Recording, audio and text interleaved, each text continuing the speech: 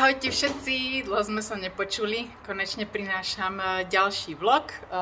Je to docela dlho, čo som nevlogovala, neviem, myslí mesiac.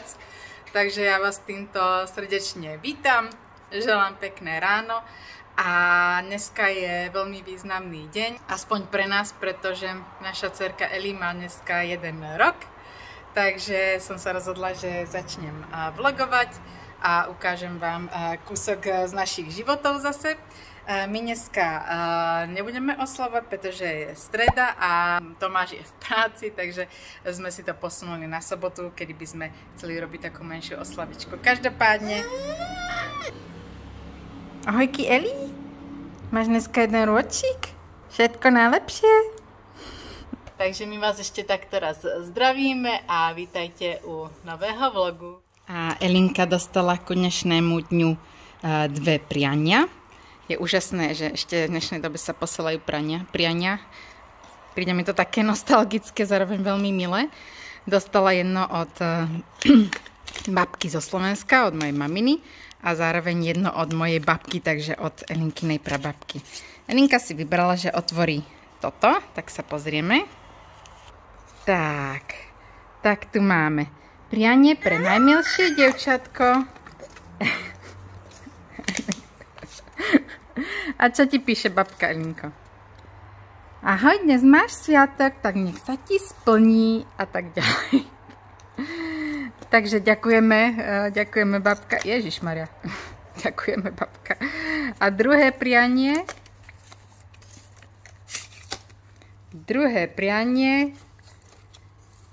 Prianie pre nám. Tak už máme. Dobre. A druhé je prianie pre najmilšie stvorenie. Takže to vyzerá takto.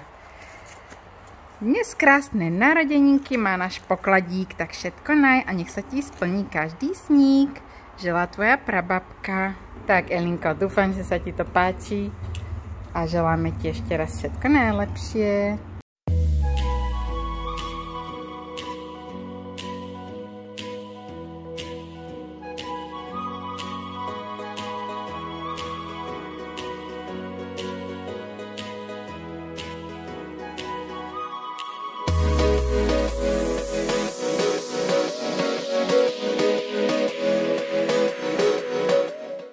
Ahojte, takže ja vás zdravím z prechádzky. Ja som vám chcela iba ukázať, čo som kúpila v Rossmanne vlastne na oslavu Elinkiných narodení, ktorá bude v sobotu. Sú to vlastne takéto balónky, nafúknutá číslica 1 a potom balónky s konfetami vo vnútri, je ich 6 kusov. Docela cenovo vychádzali dobre, vlastne obidve boli okolo 50 korún, myslím si, že tieto boli okolo nejakých 50 a toto stalo nejakých 30-40 korún, takže to som Elinke kúpila.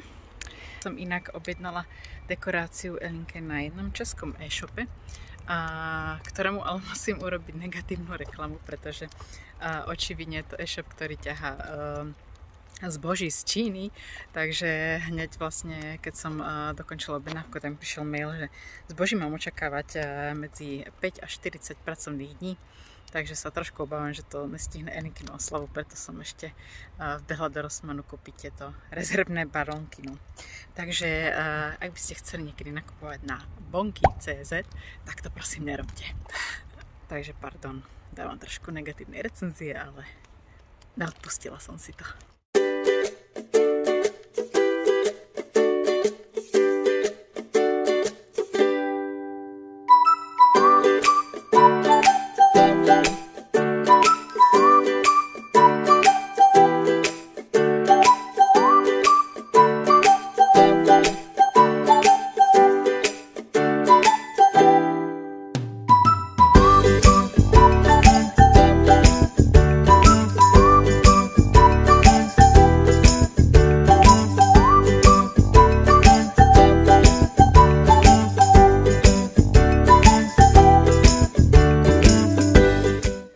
Ahojte všetci, ja vás po dlhej dobe vítam takto ráno, takže dobré ráno.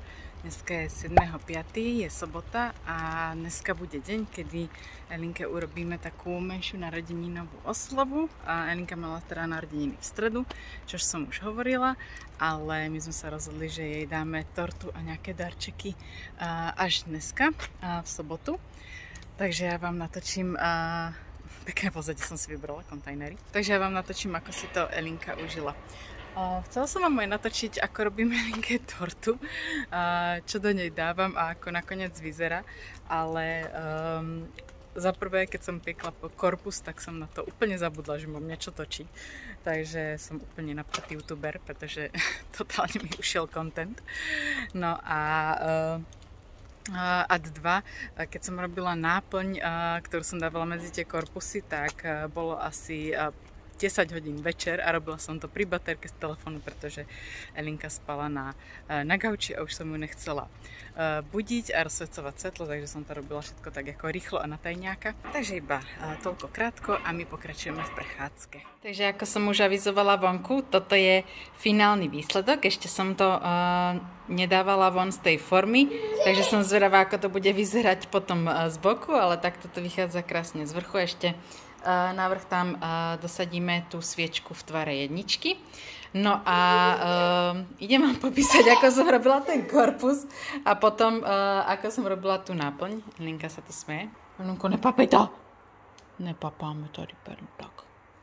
Takže idem vám to proste popísať, ako som robila ten korpus, pretože je strašne easy. Toto je vlastne, sú ingrediencie na ten korpus.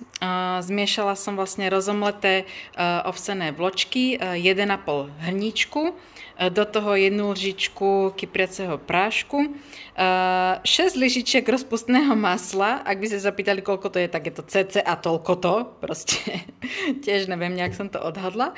2 vajíčka a potom polovicu hrnčeka javorového sirupu. A to vlastne všetko zamiešate, dáte do takto menšej formy. Ja som to piekla na 20 až 25 minút na nejakých 190 stupňov. No a vyjde vám asi takto vysoký korpus, ktorý som potom vlastne rozrezala na polovicu, potom čo sa vychladil 10 minút a medzi tie polovičky som potom dala vrstvy toho krému. Takže bol korpus, na to šiel krém, na to som dala ďalšiu vrstvu korpusu a na to krém a ovocie. Na ten krém som vlastne použila iba tieto 3 simple veci. To znamená, že z Lidlu som kúpila tvaroh 400 gramový so smotanou. Použila som polovicu tohoto balenia mascarpone, nejakých 125 gramov mascarpone.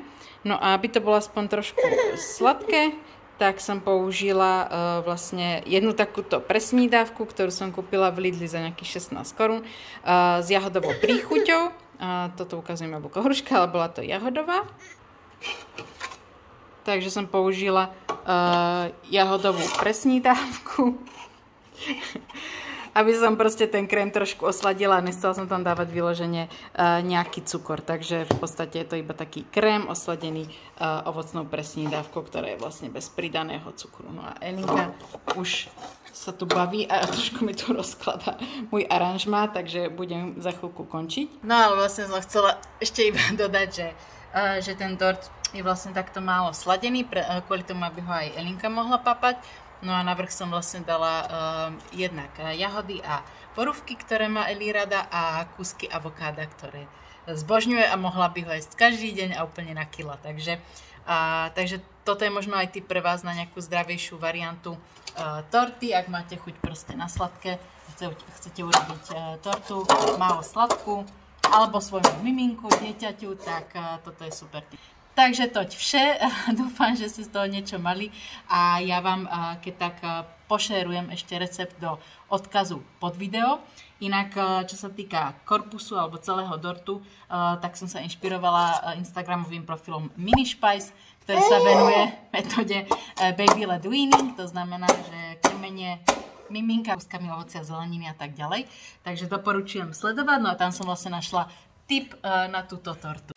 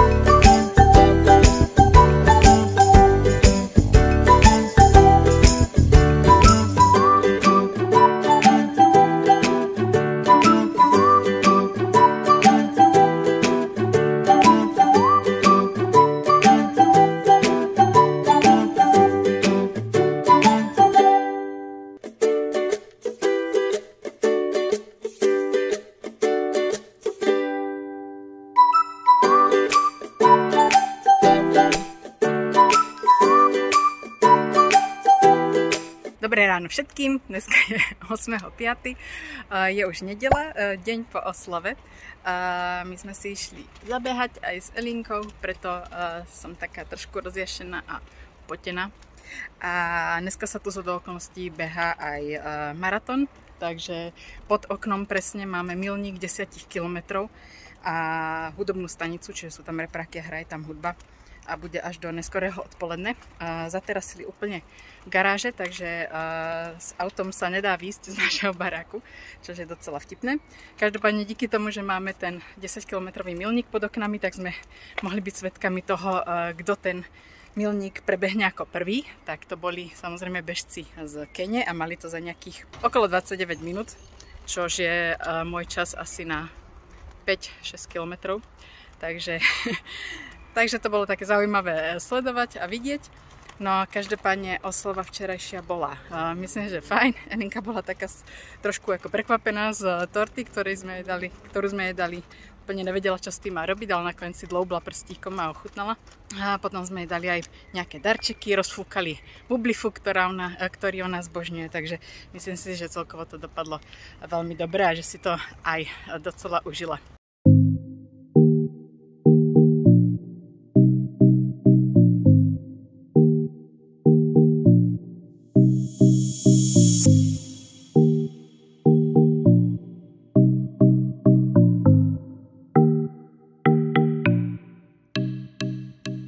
Dobré ránko, asi tak na po-štvrté v tomto vlogu. A my už máme pondelok 9.5. a ja som si vyrazila ráno na kafe. Ak by ste chceli nejakú zmenu a mali ste dosť kafe, ktorého pijete a nebránite sa rastlinným mliekam, tak by som doporučila v kaviarni Etapa v Prahe. Majú hrachové mlieko, takže som si dala kapučino s hrachovým mliekom a musím povedať, že mi to veľmi chutí. Týmto zdravím kamarátku Sabču, ktorá vždycky krúti hlavou nad takýmito bizárnymi kombináciami. Takže čau Sabi, je to naozaj dobré, nekecam. No a každopádne by som chcela ukončiť tento vlog, ktorý bol primárne venovaný z väčšej časti Elinke a jej oslave. Dúfam, že sa vám tento vlog páčil. Ak áno, tak môžete mi dať like. Lajkov není nikdy dosť. Takže ďakujem veľmi pekne za pozornosť. Ja sa lúčim, majte sa pekne a zase u iného vlogu. Pa, pa.